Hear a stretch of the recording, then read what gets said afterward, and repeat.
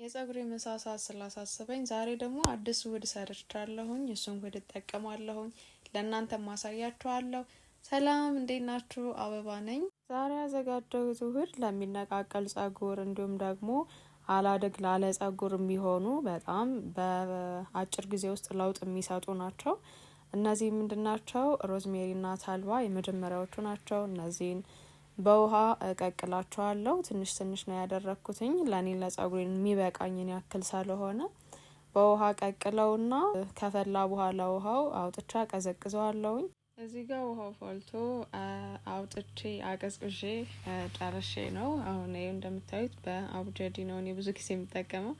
በአቡጀዲ እንደዚህ እየጨመኩት ነው። በነገራችን ላይ በጣም አስቸጋሪ ነው ታልባው በጣም ነው እንትን የሚለውና ከዛ በተጨማሪ ያዘጋጀሁት ምንድነው እሬትና ሙዝ አድርጌበታለሁ። ያጠለልኩትን የተልባ ውሃ አምጥቼ ከሬቱና ከሙዙ ጋር አንድ ላይ አድርጌ እንደዚህ ፈጭቸዋለሁኝ። አንድ ላይ ተዋህዶልኛል እንደምታዩትኝ በደንብ አድርጌ ፈጭቸዋለሁኝ። ከዚህ በኋላ እኔ አልጨምቀውም፣ ሁለተኛ አላጠለውም፣ እንዲሁ ነው የምቀባው ለፀጉሬ። አብሮ በደንብ ስለተፈጨ ወይም ደግሞ ትናንሽ ነገር እንኳን ቢኖረውም ችግር የለውም። ያው ስታጠብ የሚረግፍ ነገር ስለሆነ እንደምታዩት እዚህ ጋር ፀጉሬን ውህዱን በደንብ አድርጌ እየቀባሁት ነው ያለሁትኝ።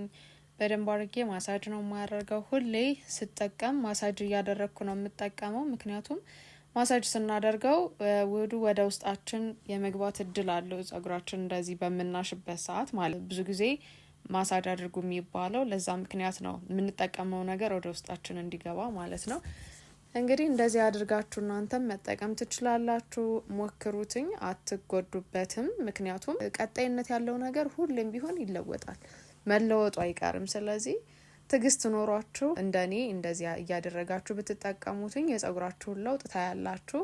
እኔ በዚህ አምናለሁ። ምክንያቱም ሌሎች ሰዎችም እየተጠቀሙበት ስለሆነ የኛ ያጠቃቀም ችግር ስለሆነ ነው እንጂ ማይለወጥበት ምክንያት ምንም ምክንያት የለውም ፀጉራችን። ስለዚህ እናንተም እንደዚህ ተጠቀሙትኝ፣ ለውጡን ታዩታላችሁ ለማለት ነው። በተጨማሪ ደግሞ አንድ መናገር የምፈልገው ነገር ከገረመኝ ነገር ብዙ ጊዜ ሰዎች የራሳቸው ላይጠቀሙ ይችላሉ፣ ግን ሌላኛው ሰው ለተጠቀመ እነሱን ሰላም ይነሳቸዋልና እንደዛ ማሰብ የለብንም ብዙ ጊዜ። ምክንያቱም በጎነት መልካምነት ለራስ ነው፣ ነገ ጧት ይከፍላል መልሶ። ይሄን ያልኩት ምንድነው ስላየሁኝ ነው። ደግነት ለራስ ነው፣ መልሶ ይከፍለናል። ይሄን ማመን አለብን። በቃ አንድ ሰው የሚጠቀም መስሎ ከታየን እኛ እንዲጠቀም እድሉን መስጠት አለብን ብዬ አምናለሁ በዚህ ጉዳይ ላይ።